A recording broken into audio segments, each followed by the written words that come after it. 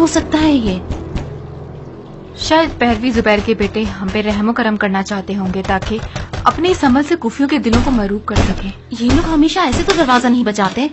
سنو، آج یہ لوگ بہت غصے میں معلوم ہوتے ہیں۔ یقیناً مختار نے بنی زبدہ کے قول کو مار کے زبیر کے بیٹے کو غصہ دلایا ہے۔ اب آئے ہیں اپنے بخار کو ہمارے سر پہ نکالنے کے لیے۔ تقریباً 40 دن تک ہم نے مختار کے ساتھ نرمی دکھائی، جس زبان سے بھی ہو سکا ہم نے اس سے بات کی، اسے امان دی ہم نے۔ گھٹنے نہیں ٹیکے وہ ایک طرف، بلکہ الٹا اس نے ہماری الفت اور رحمت کے جواب میں گستاخی سے جواب دیا، یہاں تک کہ وہ اپنے اہل بیت کو اپنی عمارت کی کرسی کے بدلے قبول کرنے کو بھی تیار نہیں ہوا۔ اب مجھے مختار سے اپنی جہاد کے بارے میں ذرا سی بھی تردید نہیں۔ مختار ایک ایسا دیوانہ ہے جس نے اپنی روح کو ابلیس کے حوالے کر دیا ہے۔ بہرحال میں اس کذاب کے مقابلے کو توڑنے کے لیے اس کے اہل بیت کو لقمت نہیں بنانا چاہتا، نہ تو شرعی طور پر یہ حرکت میرے لیے جائز ہوگی، اور نہ ہی میری یہ عربی غیرت یہ گوارا کرتی ہے، اس لیے میں کوئی ایسا کام نہیں کروں گا۔ مختار کا دم نکلنے پر ہے، ان قریب وہ اپنے گناہوں کی سزا کاٹے گا اور ایک دردناک عذاب سے دوچار ہوگا۔ جب آپ مختار کا دم نکال ہی چکے ہیں تو پھر یہ مارکا کرنے کی کیا ضرورت پڑ گئی؟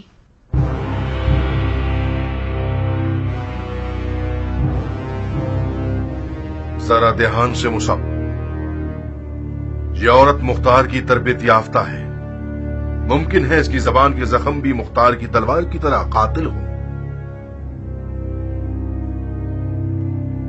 میں نے عدالت سے کوئی نامعقول سوال نہیں پوچھا، مجھے کسی حکیمانہ جواب کی توقع ہے۔ تمہیں اپنی جان پیاری نہیں ہے کیا؟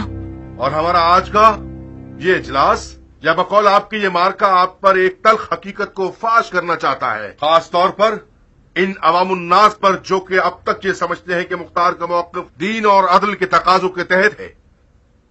اسود، جی امیر، جو کچھ تم نے مختار سے سنا ہے وہ لفظ ب لفظ سنا دو اسود، تاکہ ان محترم خواتین کو سمجھ آ جائے کہ وہ ساری زندگی کس غول کی شریک ہاتھ رہی ہیں۔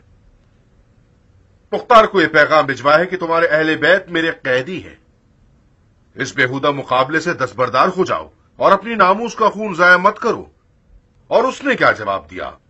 جب میں نے امیر کا پیغام مختار کو سنایا تو معمول کے مطابق اس نے تانے دینا شروع کر دیے کہ زبیر کے بیٹے آداب حکومت سے واقف نہیں ہیں۔ امراء کی ایک ناموس ہوتی ہے جو ان کے اہل بیت پر مقدم ہوا کرتی ہے۔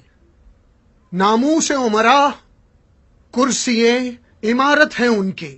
خدا کی پناہ ہے اس ریاست طلبی سے۔ یہ جھوٹ ہے، تہمت ہے، یہ الفاظ مختار کے ہیں ہی نہیں۔ کیسا جھوٹ، کیسی تہمت عمرہ!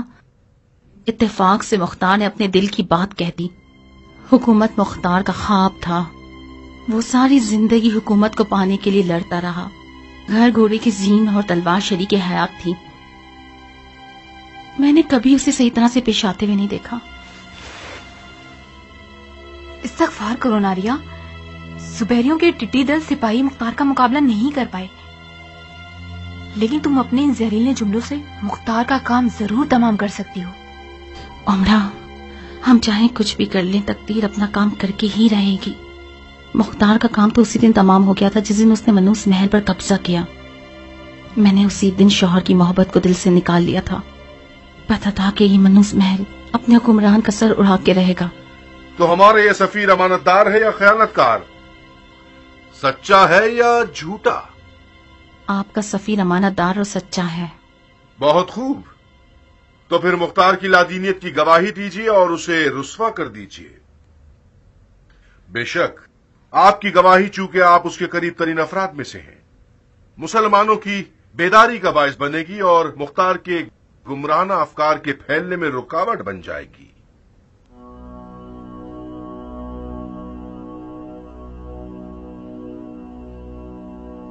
ہم آپ کا ساتھ دینے کے لیے تیار ہیں۔ وہ اپنی طرف سے باتیں بنا کر بول رہا ہے۔ مختار نہ تو جھوٹا ہے اور نہ ہی بے دین، وہ میری دانش کے مطابق سچا اور سب سے زیادہ عدل کا علمدار شخص ہے۔ یہ کیسے ہو سکتا ہے کہ مجھ جیسا کوئی اس مرد کی طرح ہو جائے جو صبح تک سجدے میں سر رکھے رہتا تھا اور روتا رہتا تھا؟ میری جوانی کا خواب مختار جیسے شوہر کو ہی پانا تھا، اور میرے خدا نے میری بات سن بھی لی اور مجھے ایسا مرد عطا کیا جو فخر عرب بھی تھا اور فخر الدین بھی۔ مختار کو مولا علی نے نشان لیاقت عطا کیا ہے۔ جب وہ بچہ تھا، مولا علی نے اسے سمجھدار اور ہوشیار کہا اور فرمایا یہ بچہ اہل بیت کی دلوں کے زخموں کے لیے مرہم بن جائے گا۔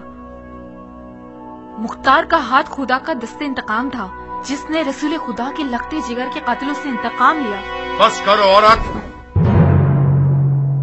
تم مختار کی بات کر رہی ہو یا کسی پیغمبر اولو العزم کی؟ مختار بندہ خدا ہے اور مجرمین سے انتقام خدا کا وعدہ ہے۔ مختار ایک بڑے وعدے کے انجام کے لیے چنا گیا ہے۔ جو کام مختار نے کیا وہ صرف اس کے جیسے عظیم لوگوں کے ہی شایان شان تھا۔ اس مشرکانہ فکر کے ساتھ تو تم واجب القتل ہو۔ مجھے معلوم تھا کہ یہ عظیم مورقہ قربانی چاہتا ہے۔ جب تم لوگوں نے شریعت، غیرت، شرافت کی باتیں کر کے یہ چرچا شروع کر دیا تھا تو تمہارا ناپاک ارادہ صاف نظر آ گیا تھا۔ تم لوگوں کی بزدلی بھی نظر آ رہی تھی۔ تم جیسے حقیر لوگ مختار کے مقدس مقابلے کے متحمل نہیں ہو سکتے ہیں۔ تم لوگ مختار سے ڈرتے ہو، اس کا نام سننے سے وحشت آتی ہے تم لوگوں کو۔ اس بے حیا چڑیل کی زبان کاٹ کر اس کا سر قلم کر دو۔ امرا، یہ کیا کر رہی ہو تم پگلی؟ مختار کو جھٹلا کے اپنی جان کو خرید لو۔ مختار ہمارے اس فیل سے عرش سے فرش پر نہیں گر جائے گا۔ خدا حافظ ناریہ، ہورا کو تمہارے حوالے کر رہی ہوں۔ وعدہ کرو اس کے لیے ایک اچھی ماں بنو گی۔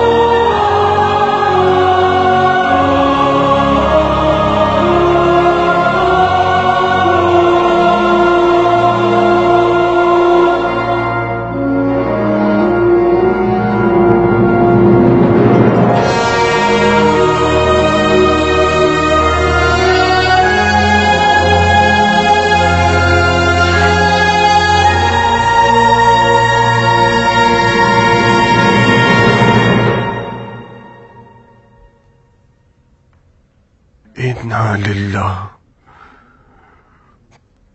و انا الیہ راجعون۔